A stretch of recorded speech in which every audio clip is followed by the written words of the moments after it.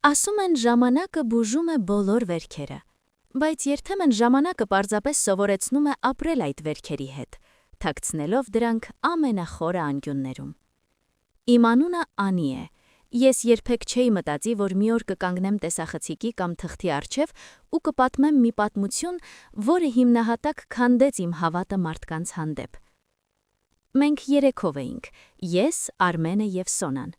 Սոնան իմ մանկության ընկերուհին էր։ Մենք կիսել ենք ամեն ինչ՝ դպրոցական նստարանը, գաղտնիքները, առաջին սիրո արցունքները։ Երբ ես հանդիպեցի Արմենին ու մենք ամուսնացանք, Սոնան մեր տան լիիրավ անդամն էր։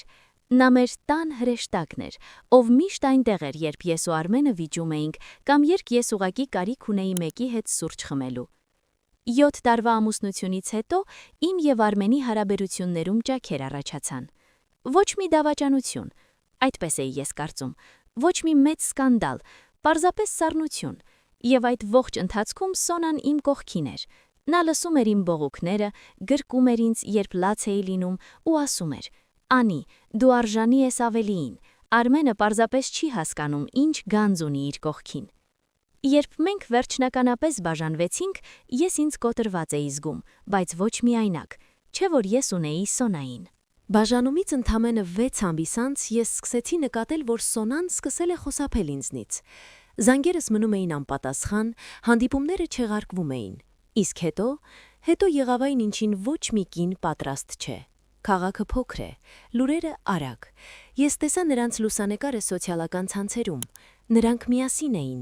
իմ նախկին ամուսինը և իմ ամենամոտ ընկերուհի։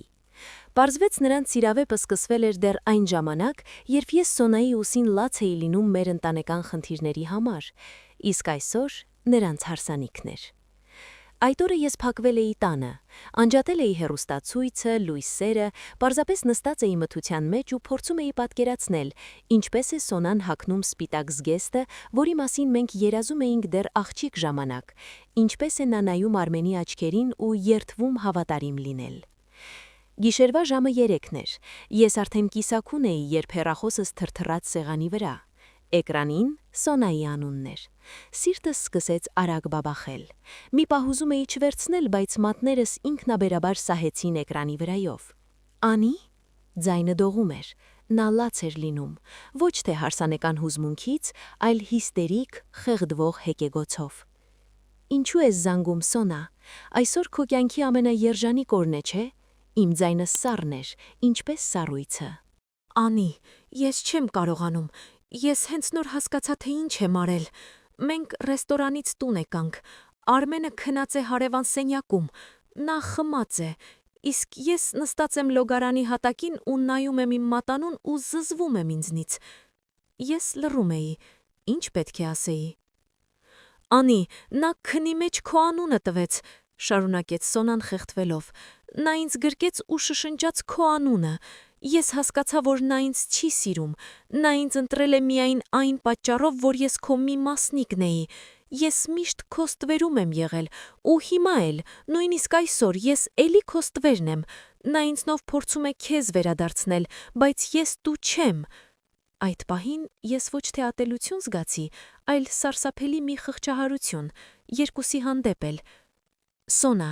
ասացի ես հանգիվտ, «դու գողացար իմ կյանքի մի կտորը, կարծելով, թե դա քեզ երջանկություն կբերի։ Դու կարծում էիր, որ եթե տիրանաս իմ ամուսնուն, կտիրանաս նաև իմ կյանքին, իմ էներգիային, իմ տեղին, բայց սերը իր չէ, որը կարելի է խլել ու տեղափոխել ուրիշ տուն։ Նա ինձ հետ չի խոսում այնպես, ինչպես քեզ հետ էր խոսում, Անի, նա նույնիսկ չի նայում ինձ այնպես։ Ես այսօր հասկացա, որ կորցրել եմ իմ միակ իսկական ընկերուհուն մի մարդու համար, ով հիմա քնած է ու երազում քեզ է տեսնում։ Ես մենակ եմ, ես սարսափելի մենակ եմ»։ Ես անջատեցի հեռախոսը, չմաղթեցի նրան երջանկություն, բայց նաև չանիծեցի։ Այդ գիշեր ես առաջին անգամ վերջին 1 տարվա մեջ խորը քնեցի։ Ես հասկացա մի կարևոր բան. երբեմն մարդիկ մեզ դավաճանում են ոչ թե այն պատճառով, որ մենք վատն ենք, այլ այն պատճառով, որ իրենք չափազանց թույն են սեփական կյանքը ստեղծելու համար և փորձում են բնակվել ուրիշի կառուցած տանը։ Սոնան ստացավ այն, ինչ ուզում էր։ Իմ նախկին ամուսնուն, իմ տունը, իմ կահույքը։ բայց նա երբեք չի ունենա այն խաղաղությունը, որն ունեմ ես հիմա, որովհետև դավաճանության հիմքի վրա կառուցված տունը երբեք ամուր չի լինում։ Այսօր ես ապրում եմ նոր կյանքով։ Ես ներել եմ նրանց, բայց երբեք թույլ չեմ տա, որ նրանք նորից մտնեն իմ տարածք։ Իսկ այդ հարսանեկան զանգը ինձ համար ոչ թե ցավի, այլ վերջնական ազատագրման նշան էր։ Հիշեք, այն ինչը ձերն է, երբեք չի գնա ուրիշի մոտ, իսկ եթե գնացել է, ուրեմն երբեք էլ ձերը չի եղել։